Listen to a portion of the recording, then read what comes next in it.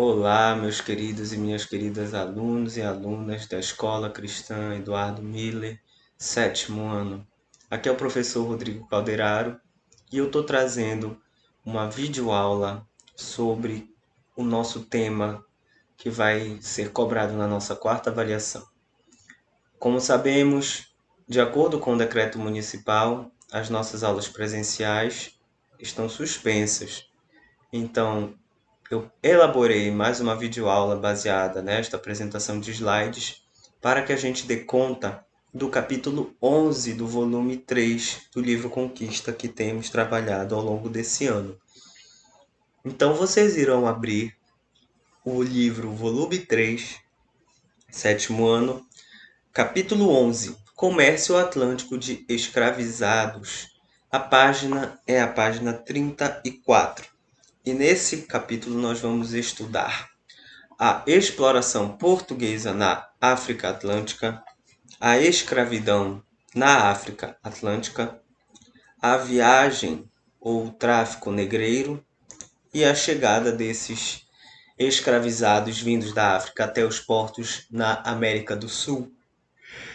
Então, meus queridos, nós já estudamos Brasil, a ocupação portuguesa do Brasil. Ficou faltando um pequeno ponto do capítulo 10 que nós não conseguimos trabalhar em sala de aula, mas que não tem problema nenhum mencionar aqui. É o governo geral. O governo geral, ele foi criado no ano de 1548 no Brasil. Era uma criação da coroa portuguesa para estabelecer um administrador para a colônia. Esse administrador foi uma pessoa nomeada pelo rei de Portugal, se chamou Tomé de Souza e ele foi responsável por organizar as exportações, as produções na colônia brasileira. É exatamente após a instituição do governo geral no Brasil que nós vamos ver como que vai se intensificar o comércio atlântico de escravizados vindo da África para o Brasil. Então, vamos lá. Página 35. A exploração portuguesa na África Atlântica, ela está ali no contexto da expansão marítima. Nós estudamos que os continentes da Europa lançaram-se, os países do continente da Europa, Portugal e Espanha, lançaram-se rumo ao Oceano Atlântico ali entre os séculos 14, 15 e 16. Então, eles exploraram entre as ilhas do Atlântico a costa atlântica do continente africano. Então, nesse contexto de que os portugueses estavam se lançando ao Oceano Atlântico, é que vai se dar a exploração portuguesa na África Atlântica. Nós estudamos a África esse ano, nós estudamos também a característica da ocupação portuguesa no Brasil, então não vai ser muito difícil de a gente entender esse capítulo. Então, grifem o primeiro parágrafo da página 35. Nós sabemos também nesse primeiro parágrafo que a exploração desta porção foi uma exploração litorânea, ou seja, os portugueses buscavam um caminho alternativo para o Oriente. Então eles exploraram o Oceano Atlântico, contornando a costa atlântica do continente africano. Nesse período, a costa africana era habitada por vários povos e grande parte deles vivia da pequena agricultura. Ao contrário das regiões centrais do continente africano, que eram formadas por vastos impérios, vastos e poderosos reinos, como nós estudamos o reino de Mali, de Songhai, o reino do Congo, não é? Nós estudamos esses reinos quando estudamos o assunto África, só que diferente desses reinos que se situavam ali embaixo do deserto do Saara, os povos que habitavam a costa atlântica do continente africano eram povos de baixa densidade populacional, ou seja, pouca concentração de pessoas, cidades menos urbanizadas, cidades não tão cheias como as as outras cidades comparadas do interior do continente africano. Por fim, os portugueses estabeleceram feitorias na África Atlântica. Nós estudamos na unidade anterior o que era o estabelecimento de feitorias, né? Feitorias é isso que está aí na página 35. É um castelo que servia como entreposto comercial.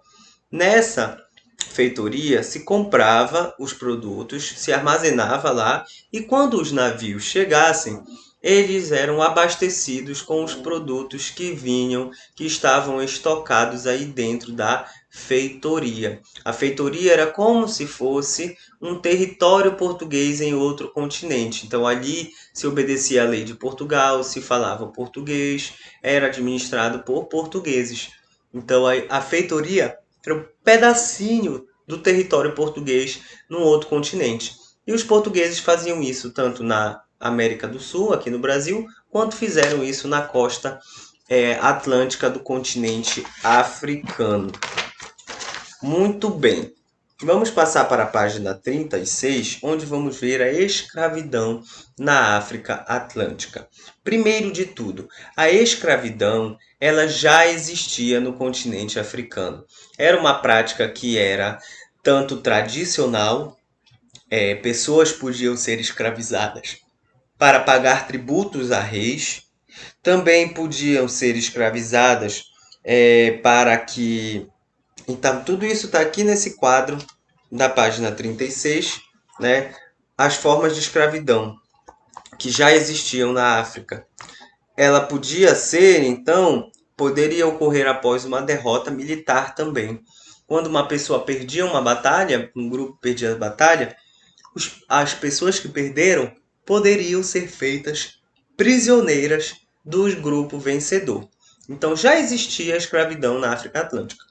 O que vai acontecer é que essa escravidão, como a gente já viu esses dois exemplos, não era explorada economicamente. Então não tinha uma visão de se dominar, conquistar, prender e tornar pessoas escravas para se vender e se ganhar dinheiro. Isso vai acontecer depois que os europeus vão começar a intensificar o comércio com essa porção atlântica do continente africano.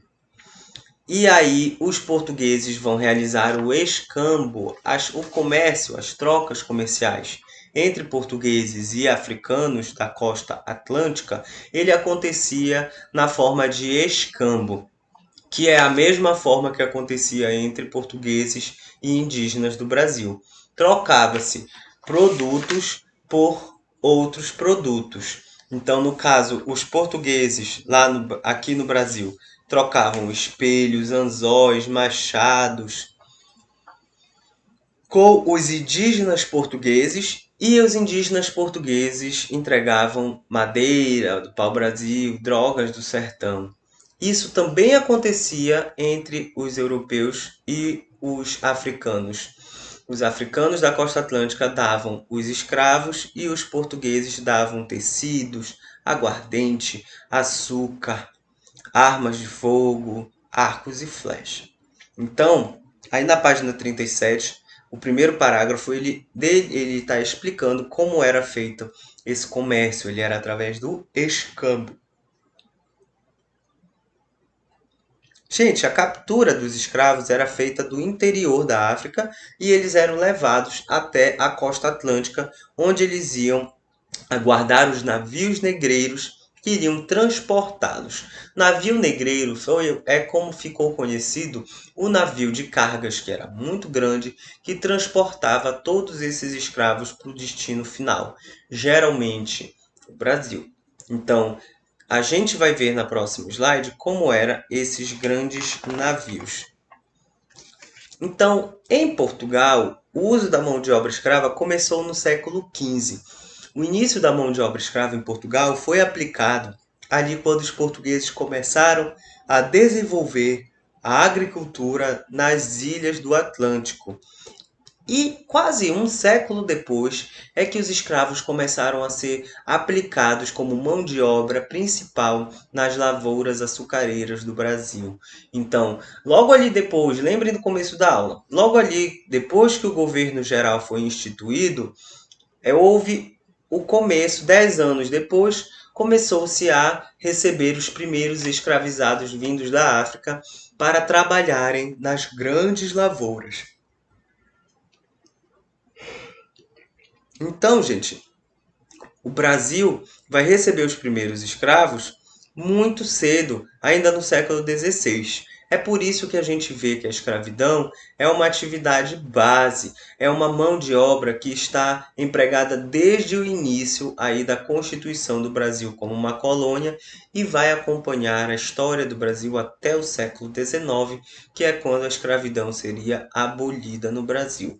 Então são quase 300 anos de uso, aliás, são mais de 300 anos de uso de mão de obra escrava no Brasil. E esses escravos eram vindos do interior do continente africano, ficavam ali naquelas feitorias portuguesas, como nós vimos, aguardando os grandes navios negreiros chegarem e levarem esses escravos para o Brasil. A página 39 mostra para gente o tópico Viagem na Calunga Grande. A Calunga Grande, gente, seria o mar. E a Calunga Pequena, ela seria, infelizmente, ela era a morte, não é? Era a terra que recebia os corpos. Então, Calunga Grande era como os africanos que vieram para o Brasil chamavam o mar. Então eu quero que vocês observem aqui, antes de eu colocar os tópicos, esse corte desse grande navio negreiro. Esse navio negreiro, vocês podem ver, ele aqui embaixo ele levava, não é? Ele estava destinado a levar cargas. Era um navio muito grande que servia de cargas. Aqui tem os canhões para defender esse navio. E bem aqui nessa parte é onde ficavam os africanos escravizados. Essa parte aqui está em detalhe bem aqui. Vocês podem ver, supor que pela posição que esses africanos estão aqui, eles estão muito pertinho um do outro e eles estão dentro de um porão, não é? Um lugar que não tinha janelas, não circulava ar, era um lugar muito ruim. Então aí na página 39 vocês têm também um desenho de um corte aí de como era o interior de um grande navio negreiro. Esses navios negreiros eles eram chamados e conhecidos por tumbeiros, porque existia muita precariedade no transporte desses navios.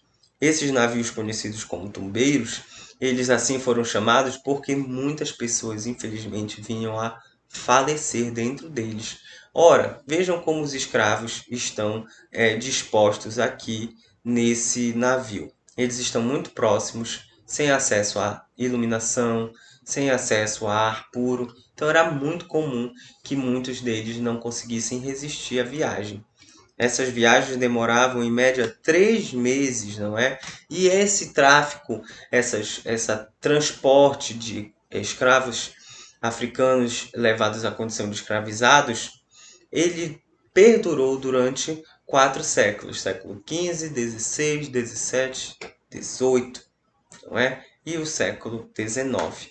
Então perdurou aí por uns 400 anos esse transporte aí de escravos de um continente a outro nesses grandes navios chamados tumbeiros ou navios negreiros.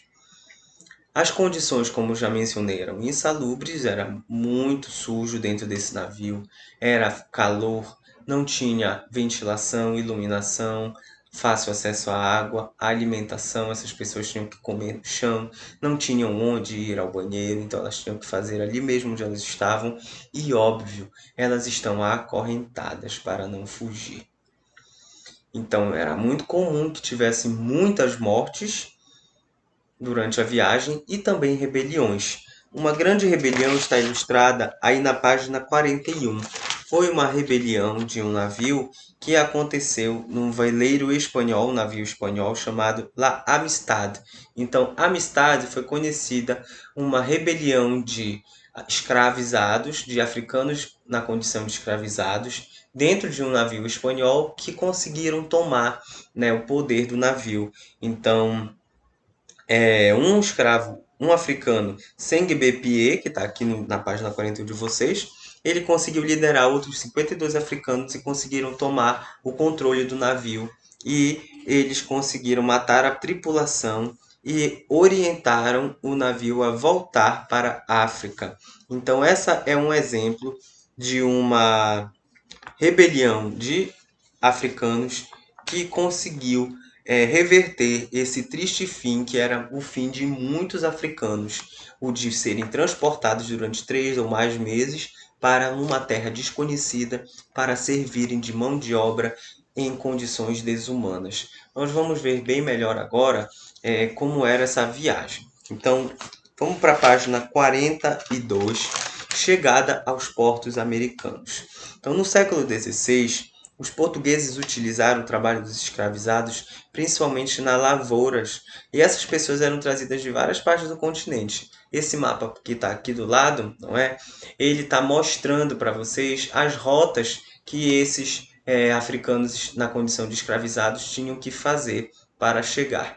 Então, primeiro, eles vinham da África e quando chegavam nos portos de Recife, Salvador ou Rio de Janeiro, que eram os principais portos aqui no Brasil, eles estavam também destinados a trabalhar na produção de açúcar. Tem um outro porto que é muito importante aqui também, que é o Porto de Belém, não é, gente? A gente sabe que ali no Ver-o-Peso tem um porto que foi um porto muito importante também para a colônia. Mas como Belém era uma capitania separada, né, era uma capitania bem distante do resto do Brasil, que era Recife, Salvador e Rio de Janeiro, não está destacado aqui nesse mapa.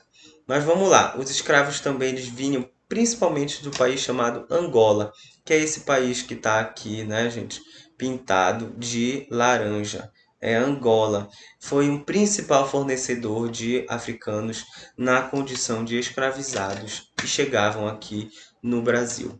Esses africanos, como nós já vimos, eles não eram todos iguais. Nós vimos que tem na África, principalmente nessa África mediterrânea, perto aqui do mar Mediterrâneo, a maioria dos africanos são islã, eles são muçulmanos, eles são crentes da religião islamismo. Já quando a gente tem aqui o deserto do Saara separando, para cá para baixo nós vamos ter também alguns muçulmanos, mas também nós vamos ter outras etnias, que são outros povos. É como se fosse o que a gente chama de etnia indígena.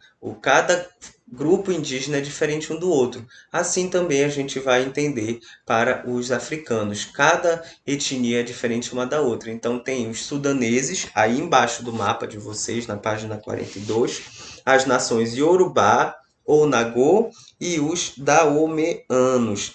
Eles eram o grupo de cultura sudanesa, ou seja, eles eram do Sudão.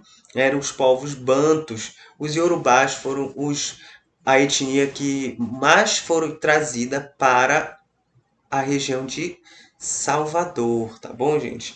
Então, os Yorubás foram os povos que vieram da Nigéria, então eles habitavam aqui a região de Lagos, e eles foram os africanos que foram trazidos para Salvador. Já os povos bantus são aqueles que vinham do Congo e da Angola, as nações Frulas, as nações Mandingas e as nações Haussás e Angola-congoleses de Moçambique constituíam o grupo Banto. As nações Fula, Mandinga e Haussá integravam o grupo guineano-sudanesa islamizados, ou seja, eles eram de cultura islã, também eram muçulmanos. E eles foram levados para os portos de Recife e Rio de Janeiro. Então, no Rio de Janeiro e em Recife, predomina povos bantos. E na capital da Bahia, predomina povos sudaneses, os iorubás. Então, gente, Esses africanos eram tirados de suas cidades no continente africano e eram levados para esses portos no continente americano, na colônia. Eles eram comprados e vendidos em mercados. Geralmente os mercados não eram muito asepsiados. Nós vimos lá como era um mercado quando nós vimos o filme A Missão. No caso ali estavam vendendo escravos indígenas, mas o mercado, a venda e compra de escravos dos indígenas era bem parecido com a compra e venda de escravos vindos da África. Os escravos eles eram levados a uma condição desumana, eles eram tidos como mercadoria. E tinha a escravidão doméstica. Muitos escravos iam ser empregados como escravos de ganho, e aí tem na página 44 a página 44 e 45, a gente tem várias imagens de pessoas africanas na condição de escravizados trabalhando, ora como escravos de ganho, ora como escravos do campo da lavoura. Então, escravo de ganho era aquele escravo que era utilizado pelo seu senhor, pelo seu dono, para que ele trabalhasse aplicando, vendendo um serviço, geralmente na cidade. Então, tinham escravos que trabalhavam como barbeiros, tinham escravos que trabalhavam como cabeleireiros, vendedores, não é? Eles poderiam vender angu, quitutes, e o dinheiro que eles arrecadavam era dado para o senhor. Eles ficavam com alguma parte se o senhor assim deixasse. Mas lembre-se, o escravizado não tem liberdade. Ele é do seu senhor. Então ele está sujeito à violência, ele não está sujeito a receber um salário, ele também não está sujeito a ter sua liberdade. Então, na página 44 e 45, eu quero que vocês analisem essas imagens do pintor francês Jean-Baptiste Debré, porque essas imagens estão representando o cotidiano do trabalho em que essas pessoas africanas, levadas à condição de escravos, elas estão exercendo aí no cotidiano do Brasil colônia do século XVI. Então, leiam bem essa página 44 e 45, que ela está esmiuçando como era o trabalho dos africanos. Então, gente, para fechar a nossa aula, nós vamos para a página 46, ver a resistência à escravidão. Nem só de trabalho viviam esses africanos trazidos à condição de escravizados para o Brasil no século XVI. Eles também resistiam a tanta violência que sofriam. Então, muitos deles trouxeram para o Brasil os seus costumes, suas tradições e suas festas, suas crenças. Então, eles utilizavam essas tradições e festas como uma forma de se lembrar das suas raízes, de se lembrar do continente africano e de manter sua cultura num lugar que não era o lugar deles. É como se fosse. Hoje, gente, nós temos os refugiados, não é? Vindos de outros países que estão em guerra. Então, vem tanto refugiados de África como vem refugiados de países da Ásia. Então, esses refugiados, eles estão em um país diferente e eles têm que sobreviver, né? Eles têm que sobreviver em um país diferente. Então, eles levam a sua cultura, as suas tradições, suas festas, suas crenças, sua língua para esse novo país. Isso acontecia desses africanos na condição de escravos, quando eram trazidos para o Brasil, eles preservavam as suas tradições e festas como forma de resistir, não é? Porque vocês sabem, muitos deles tinham que ser catequizados também. E aí eles preservavam muito o batuque, que era uma forma de expressão musical, e as suas histórias que eram contadas oralmente. Lembrem-se da figura do griot da África subsaariana, aquela biblioteca humana que conhecia as histórias de todo o povo e passava de ancestral para ancestral, perpetuava memórias coletivas de um povo. Isso é uma forma de resistência à escravidão. Esses africanos traziam a sua história e continuavam perpetuando, contando essas histórias, batendo seu batuque, se expressando musicalmente como forma de resistir à cristianização, à violência que a escravidão trazia. Nem só de cultura era feita a resistência, também rebeliões aconteceram. Então a rebelião, gente, ela poderia ser tanto os escravizados contra seus senhores, quanto os escravizados fugindo ou suicidando-se para deixarem de ser escravos. Então, eles fugiam, muitos escravizados fugiam, e eles iam se refugiar nos mocambos, que eram esconderijos, ou nos quilombos, que eram acampamentos, que eram comunidades rurais, onde abrigavam vários mocambos, vários esconderijos. Então, o mocambo é como se fosse o esconderijo, a casa, e o quilombo é como se fosse a comunidade, a fazenda, para onde escravos fugidos iam, porque lá eles iam encontrar com outros escravos fugidos e ali eles se defendiam quando o Senhor mandava resgatar esses escravos, mandava buscá-los de novo. Então, o quilombo mais famoso da nossa história do Brasil é o Quilombo de Palmares. E aqui ao lado, gente, traz essa figura de Zumbi. Zumbi foi um escravo, um africano na condição de escravizado, que ele fugiu e foi se refugiar no Quilombo dos Palmares. Aqui na página 46 tem um quadro azul totalmente dedicado à história dele, que vale a pena vocês lerem. E aqui tem embaixo um batuque, uma roda de contação de histórias, de canções, né? A gente vê escravos, escravizados com mercadoria na cabeça. Nós vemos aqui até a figura de alguns brancos, não é? Alguns escravizados também, com roupas de branco, com chapéu, bem vestidos, né? Sugerindo que eles eram escravizados domésticos ou acompanhantes, né, dos seus senhores. E aqui em cima a gente tem Zumbi dos Palmares, né? E toda a história. Zumbi dos Palmares, ele é comemorado no dia 20 de novembro, pois era a provável data da morte de Zumbi dos Palmares, e ele eternizou-se como um símbolo da resistência africana contra a escravidão. Então, no dia 20 de novembro, é celebrado o Dia da Consciência Negra no nosso país. Daqui a 10 dias nós vamos celebrar esse feriado, que é feriado em alguns estados, como Salvador, como Bahia, Rio de Janeiro.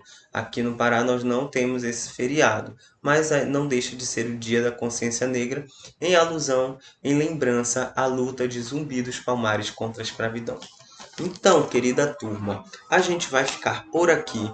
Nós já vimos como era o transporte, de onde esses escravos saíam, esses africanos na condição de escravizados eram tirados. Nós vimos que já existia escravidão no Brasil, na África, desculpa. Nós vimos que esses escravos foram levados para a Europa e depois para o Brasil no século XVI.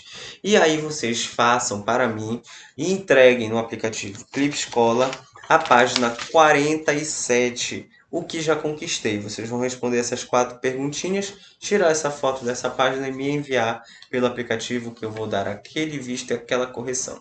Meus queridos, fiquem com Deus, eu vou ficando por aqui. Na próxima semana nós vamos tratar o capítulo 12, tá? E aí a gente vai seguindo para chegar, enfim, no capítulo 13, 14 e conseguir chegar no livro 4. Vamos com calma, por enquanto, capítulo 11, quero a atividade resolvida, quero que preste atenção, qualquer dúvida, tirem comigo lá no aplicativo Clipe Escola, assistam a aula quantas vezes vocês quiserem, ela fica disponível aqui no canal do YouTube. Eu vou ficando por aqui, desejo para vocês um breve retorno. Fiquem com Deus.